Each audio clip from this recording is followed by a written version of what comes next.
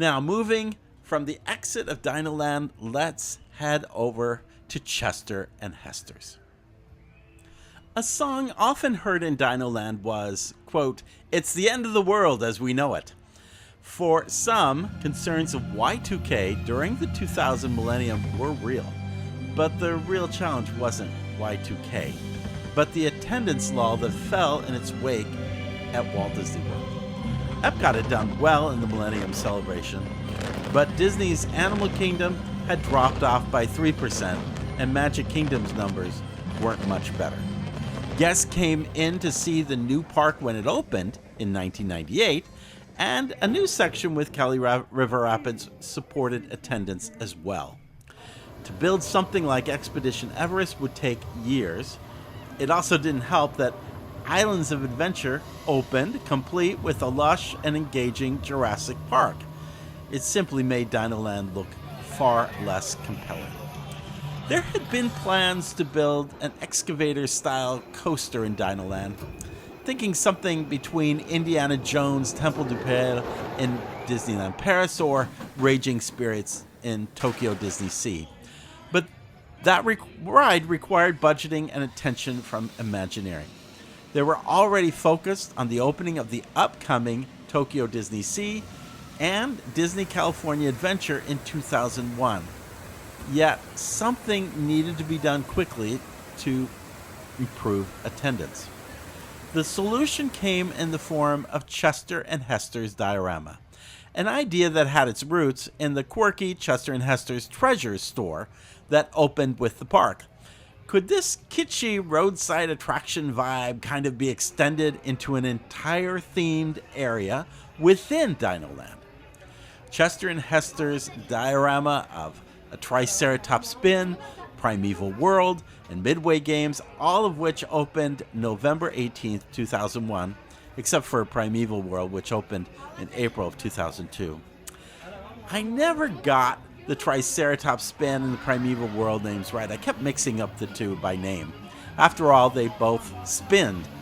And Triceratops spin was not a spin, but a spinner, a toy spinner, an oversized toy spinner. Speaking of spinner rides, Magic Carpets of Aladdin opened in May of 2001 at the same time, now doubling the total spinner rides in the Walt Disney World parks. This was all an effort to cut costs, but to get something into parks in order to increase attendance. The whole of Chester and Hester's Dino-Rama occurs along Route 498, which references when the park was opened in April of 1998. If you've traveled along Route 66, you get the same kind of feel of these roadside tourist traps.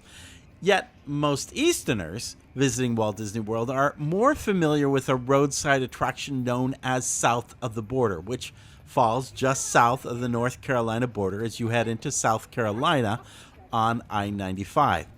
It has its own quirky story, and billboards line up for miles on both sides to get kids to make their parents stop there. While I never saw the reference made, I always thought that the color tones of Chester and Hester's diorama mimic the palette found at South of the Border.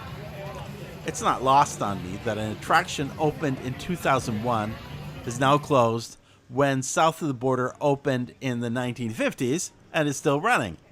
I guess some cheap things can last, but not at Disney. And it's not lost on me, and many others, that this whole thing simply looked cheap and tawdry and awful during the day. Games of chance, iron rides, a concrete dinosaur, no landscaping, and an asphalt-looking parking lot did nothing but look cheap. As for its major attraction, Primeval World, if you look at the cutouts of the ride, it actually follows the same plot of the ride for Dinosaur, Countdown to Extinction, across the way, playing off how Chester and Hester's things are all cheap rip-offs of better attractions. So let's get this right. People could see the Primeval World was a rip-off of Countdown to Extinction or Dinosaur, which to many seemed like a rip-off of Jurassic Park. Little wonder it didn't last. After all, iron rides have to be replaced after every few decades. Who could justify replacing Primeval Whirl? So it would take another end-of-the-world moment like COVID in 2020 before it was announced in July of that year that it would close. Again, it's the end of the world as we know it. Hopefully, it's also the end of cheap as we know it as well.